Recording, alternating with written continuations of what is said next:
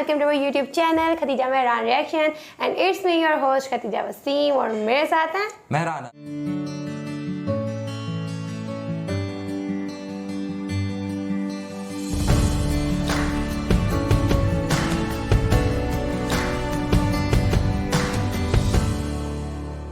Video के ऊपर हम रिएक्ट करने जा रहे हैं। वीडियो ये है कि इंडिया पिछले कुछ अरसे से खामोश था रशिया और यूक्रेन की वार के अंदर, और दूसरी जानिब यूएसए और रशिया की आपस में बड़े क्लैशेस चल रहे थे, लेकिन इंडिया की जानिब से अभी तक कोई बयान नहीं था। इस वीडियो में यह है कि रशिया के मुतल्लिक इंडिया क्या सोचता है और यूएसए के मुतल्लिक इंडिया क्या सोचता है, इंडिया अपना स्टांस क्या रखता है इस वीडियो के अंदर। लेकिन उससे पहले अगर आपने हमारा चैनल सब्सक्राइब नहीं किया तो मस्ट सब्सक्राइब अवर चैनल और बेल आइकन पर क्लिक करना बिल्कुल भी मत भूलिएगा। तो आए चलते हैं वीडियो की जानिब। Prashant Dhawan. Now recently doctor S Jaishankar Bharat के विदेश मंत्री, इन्होंने पार्लियामेंट में खड़े होकर बहुत ही सुंदर तरीके से जवाब दिया इस क्वेश्चन का कि विदेश मंत्री देश मतलब अपना देश और विदेश जो बाहर के मुल्क हो तो वजीर खारजा यूएस की तरफ से स्टेटमेंट्स आई हैं। यूएस की तरफ से पहले तो मंत्री को वो वजीर इंडिया के इंटरेस्ट में नहीं है कि ये लोग रशिया से मिलिट्री इक्विपमेंट परचेज करते रहे। इन्होंने ये नहीं कहा कि हम लोग इंडिया पे सैंक्शन लगाएंगे या फिर इंडिया को धमका रहे थे। इन्होंने ये कहा कि हमारी असेसमेंट ये कहती है कि इंडिया के ही इंटरेस्ट में होगा कि अब इंडिया रशिया से वेपन्स परचेज करना बंद कर दे।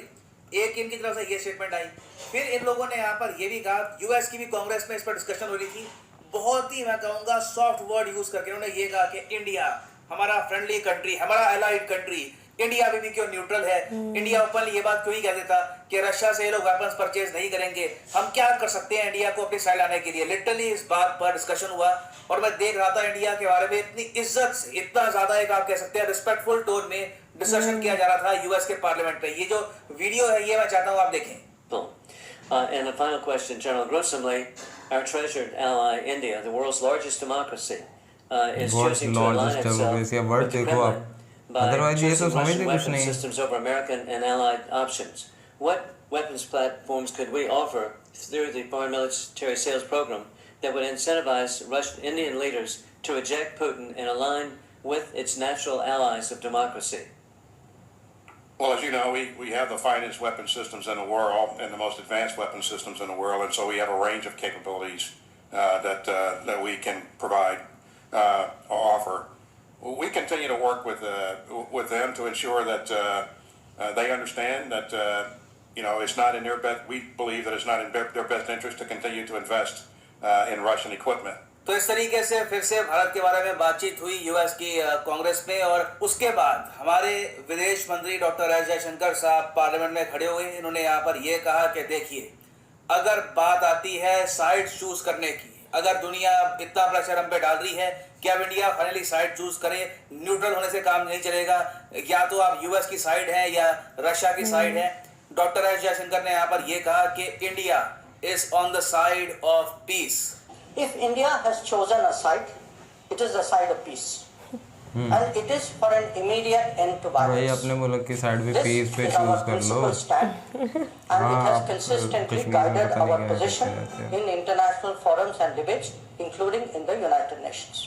तो जो ये मुझे इनकी स्टेटमेंट अच्छी लगी है, लाइक के न्यूट्रल ना उसकी तरफ ना उसकी तरफ, क्योंकि उनका दोनों से कांटेक्ट अच्छा है। डिपेंडेंट नहीं रहेंगे अपने वेपन्स के लिए। और एक्चुअली जो ये लार्जर क्वेश्चन है जो आप भी पूछते होंगे कि इवेंचुअली इंडिया के वेपन्स अब कहां से आएंगे, यूएसए से आएंगे या फिर रशिया से आएंगे, तो इसका जवाब भी हमारे विदेश मंत्री जी ने दे दिया कि majority of Indian weapons Bharat से ही आएंगे।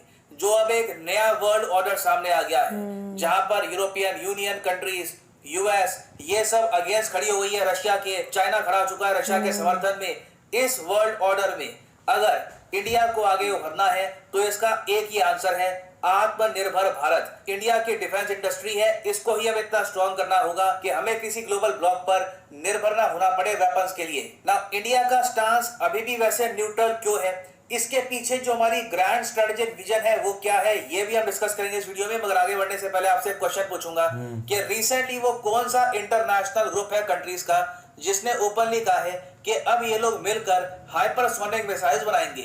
ये है यहाँ पे आपकी ऑप्शन, आसियान देश, gulf cooperation council GCC countries, AUKUS देश, ऑस्ट्रेलिया, यूके, यूएसए या फिर अफ्रीकन यूनियन। कमेंट सेक्शन में करिए उत्तर, सही आंसर आपको मिलेगा वीडियो के अंत में। नाउ इंडियन पर्सपेक्टिव से आप अगर देखें तो हमारे लिए बेस्ट केस सिनेरियो तो यहाँ पर ये होता कि रशिया धीरे धीरे अपनी आर्मी को पुल बैक करता, यूक्रेन रशिया के बीच में बातचीत होती और एक बार को आके यूएस यूरोप कुछ सैंक्शंस रशिया से रिमूव भी करते। मगर अभी के लिए हो उल्टा रहा है। जो इमेजेस रिसेंटली निकल के आई है यूक्रेन के शहर बुचा से और आरोप लगाया जा रहा है रशिया पर कि रशिया ने ब्रूटल तरीके से सिविलियंस को मारा है, टॉर्चर करके मारा है। अब इसकी वजह से यूरोपियन यूनियन में, यूएस में, यूक्रेन में तो ऑफ कोर्स बहुत ज्यादा गुस्सा है रशिया के प्रति और इसी वजह से हमने ये देखा रिसेंटली और सैंक्शंस, एडिशनल सैंक्शंस अब लग रहे हैं रशिया पर। इवन अब तो ये भी देखा जा रहा है कि व्लादिमीर पुतिन की जो 2 बेटियां हैं, एटलीस्ट ऑफिशियली जो इनकी 2 डिक्लेयर्ड बेटियां हैं, इन पर भी यूएस और यूरोपियन यूनियन सैंक्शंस लगा देंगे। और इंडिया को भी कहीं ना कहीं देखिए बुचा के किलिंग्स को लेकर हमें एट्रोसिटीज को कंडेम करना पड़ा। हालांकि हमने रशिया का नाम लेकर आलोचना नहीं करी, मगर इंडिया ने यहाँ पर कहा कि बिल्कुल एक इंडिपेंडेंट इंक्वायरी यहाँ पर होनी चाहिए। जिस तरीके से लोगों को मारा गया है, इंडिया कड़े शब्दों में इसकी निंदा करता है। और जो बुचा किलिंग्स का इम्पैक्ट है वो हमारे देश में भी देखा गया। हमारे देश के पार्लियामेंट में भी बहुत सारे एमपीज ने ओपनली एक क्वेश्चन पूछा गवर्नमेंट से कि अभी भी हम रशिया की खुल के आलोचना क्यों नहीं करते, इवन तो बुचा किलिंग्स को लेकर दुनिया बहुत ज्यादा गुस्सा है रशिया पर। तो देखिए इसका जवाब इंडिया के पीएम ने भी दिया है, हमारे विदेश मंत्री ने भी दिया है कि दुनिया बहुत ज्यादा डिवाइडेड हो चुका है, but India is firm on it's neutral stance for its interest. क्योंकि घूम फिर के देखिए हमें सबसे पहले खुद का इंटरेस्ट देखना होगा और हमारे इंटरेस्ट में सबसे ऊपर बात कौन सी है? सबसे इंपॉर्टेंट बात यह है कि रशिया बहुत ज्यादा डिपेंडेंट ना हो जाए चाइना पर। आज के समय इंडिया भी अगर हाथ पीछे खींच लेता है रशिया से और कहता है कि ठीक है हम भी ज्वाइन कर रहे हैं रशियन सैंक्शंस को, आप इमेजिन नहीं कर सकते उससे चाइना के लिए कितनी बड़ी विक्ट्री होगी। रशिया बहुत ज्यादा ही डिपेंडेंट हो जाएगा फिर चाइना पर। और ये बात सिर्फ इंडिया नहीं कह रहा। इंटरेस्टिंग बात देखिए, डोनाल्ड ट्रंप भी ये बात ओपनली कह चुके हैं। जब ये प्रेसिडेंट थे, जब इनकी प्रेसिडेंसी खत्म हो गई, इन्होंने ओपनली कहा था कि यूएसए को मिलकर काम करना चाहिए रशिया के साथ। USA should get along with Russia instead of forcing Russia to go in hands of the communist China. ये जो स्टेटमेंट है डोनाल्ड ट्रंप की, मैं चाहता हूँ ये आप सुने। The worst thing you could do is put China and Russia together, and they're together, and they get forced together. The Russian hoax was very, very bad for the relationship that we would have with Russia. तो ये एक बहुत ही basic बात है even grand strategic perspective से भी, क्योंकि यहाँ पर बात सिर्फ वेपन्स की नहीं आ रही कि देखिए वेपन्स हम कहाँ से लेंगे, सुखोई लेंगे, रफाइल लेंगे, नहीं, इट इज बियॉन्ड दैट। यहाँ पे हम बात कर रहे हैं स्ट्रेटेजिक अलायंसेस की। अब एक और बात मैं आपको ये बताता हूँ, आचार्य चाणक्य परहैप्स हमारी कंट्री ने इनसे बड़ा थिंकर, स्ट्रेटेजिक थिंकर कभी प्रोड्यूस किया नहीं। इनका जो पॉलिटिकल थॉट है, स्टेट क्राफ्ट को लेकर जो इनका थॉट है, इसमें उन्होंने ओपनली ये कह दिया था कि आपका जो बिल्कुल इमीडिएट नेबर है उसके साथ कभी आपके प्रॉपर रिलेशंस होंगे नहीं, क्योंकि हमेशा वो नेबर अगर थोड़ा बहुत भी बलशाली है, उसके पास मिलिट्री है, तो उस कंट्री की महत्वाकांक्षाएं होंगी। वो कंट्री आपकी जमीन चाहेगा, आपके रिसोर्सेज चाहेगा, अनलेस ऑफ कोर्स आपके और उस कंट्री में डिफरेंसेस बहुत बड़े हैं मिलिट्री को लेकर। फॉर एग्जांपल इंडिया श्रीलंका हो गया या फिर इंडिया भूटान, इंडिया नेपाल हो गया, तब तो कोई इशू नहीं होगा। मगर जहां पे आपका जो नेबरिंग कंट्री है उसमें कहीं ना कहीं बल होगा, तो वो आपका दुश्मन ही होगा। आपका असली दोस्त फिर कौन सा होगा? आपकी नेबरिंग कंट्री का नेबर। ये बात आचार्य चाणक्य ने कही थी, द नेबर्स नेबर, दुश्मन का दुश्मन दोस्त होता है। he can cover your neighbor's territory but cannot invade you until he becomes your neighbor। क्योंकि आपके पड़ोसी का जो पड़ोसी होगा वो कंट्री आपके पड़ोसी की जमीन चाहता है, तो कहीं ना कहीं आप मिलके काम कर सकते हैं अपने पड़ोसी को कंट्रोल में रखने के लिए, अपने पड़ोसी को चेक में रखने के लिए। इसका मतलब ये ऑफ कोर्स बिल्कुल नहीं है कि नेबरिंग कंट्रीज के साथ रिलेशंस कभी भी अच्छे नहीं होंगे, मगर जहां पर एक्सपेंशन करने की इच्छा है तो वहां पे जो आपकी नेबरिंग कंट्री का नेबर है वो होना चाहिए आपका बेस्ट फ्रेंड। तो चाइना के केस में आप अगर देखो तो इवन कौटिल्य के थॉट के हिसाब से रशिया हमेशा इंडिया के लिए एक स्ट्रेटेजिक पार्टनर रहना चाहिए इस रीजन में। चाइना की वहां से लगती है ना रशिया के साथ, रशिया को बचाएगा चाइना से। इसका मतलब सिंस ये इंडिया की एक तरफ से पाकिस्तान से लगती है, चाइना से, तो इससे चाइना लेकिन वो चाइना के साथ, इंडिया चाइना के साथ लगता है और चाइना आगे रशिया के साथ लगता है, तो वो रशिया के साथ इसलिए बना रहा है कि चाइना हमें ना कहीं डुबोच ले। हम लोग शांति के साथ हैं, हम लोग चाहते हैं कि सीज फायर हो जाए, जंग खत्म हो जाए, हर कंट्री ये चाहेगा। ऑब्वियसली यही सबसे बढ़िया सोल्यूशन होगा।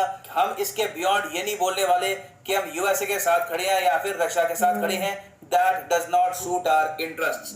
वो पीछे माधुरी दीक्षित बैठी हुई रानी क्या हेमा मालिनी बैठी हुई है। हेमा मालिनी भी MNA है क्योंकि ये सारे पॉलिटिक्स में आ गए हुए। आई थिंक वो हेमा मालिनी थी बैठी हुई और उधर से उनके बेटे सनी देओल भी आई थिंक हैं।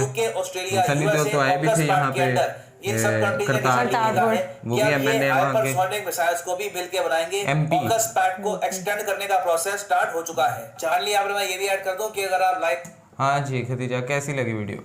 वीडियो अच्छी है, काफ़ी अच्छी है। मुझे इंडिया का स्टांस अच्छा लगा है, लाइक न्यूट्रल रहने वाला ना, हम उस पर नहीं जाते कश्मीर वाले इशू पे, लेकिन ओवरऑल देखो उनका इंडिया से भी काम है, उनका रशिया से भी काम है। उन्होंने किसी एक मुल्क से नहीं बिगाड़ी, बहुत अच्छा किया है कि वी नीड पीस, तो हम नहीं आपको कोई एक साइड। और इमरान खान ने भी पिछले दिनों, अगर हम थोड़ा सा अपने सिनेरियो में पाकिस्तान के सिनेरियो में लाए तो हमारे यहाँ पाकिस्तान में इमरान खान साहब ने यही कहा था कि हमने पिछली दफ़ा भी अफगानिस्तान के अंदर जब रशिया के खिलाफ जंग थी तो हमने अफगानिस्तान में अमेरिका का साथ दे के, तो हमने उस वक्त अपने 80,000 के करीब पाकिस्तानी अपने मुल्क के लोग जो है वो शहीद करवा दिए, तो वो मर गए थे।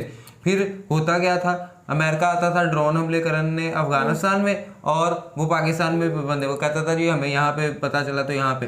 सो इमरान खान ने इन सब चीज़ों के लिए एब्सोल्युटली नॉट दिया था। तो यही बात है ना कि किसी की भी जंग में शामिल नहीं होना चाहिए, हमें किसी की जंग में भी शरीक नहीं होना चाहिए और अपना एक अलहदा न्यूट्रल स्टांस रखना चाहिए, क्योंकि तमाम ममालिक के अपने अपने इंटरेस्ट होते हैं और वो अपने इंटरेस्ट के लिए ही किसी मुल्क से जंग करते हैं या किसी मुल्क के साथ दोस्ती रखते हैं। तो यकीनन अगर आपके भी किसी ना किसी ममालिक से इंटरेस्ट होंगे तो आप बगैर किसी और की जंग में कूदने की बजाय या किसी और के अपने पाँव पे कुल्हाड़ी खुद नहीं मारोगे कभी। तो आपके लिए बेस्ट ऑप्शन ये है कि आप ना किसी और की जंग में कूदे, किसी और की लड़ाई में मत पड़े। कोई ऐसे स्टेटमेंट्स है न्यूट्रल, आई थिंक ये बहुत अच्छा है। और क्योंकि जब एक वक्त के बाद सब चीज़ें दोबारा वापसी की तरफ आएंगी और सारी चीज़ें दोबारा एक तरह होंगी और उस वक्त जो ममालिक ने न्यूट्रल पॉइंट ऑफ व्यू रखा होगा तो वो दोनों जाने भी अपना प्ले कर सकेंगे। लेकिन अगर उस दौरान किसी ने किसी को बुरा या गलत कह दिया होगा तो वो अपने ताल्लुकात को ख़राब करने वाली यकीनन बात होगी।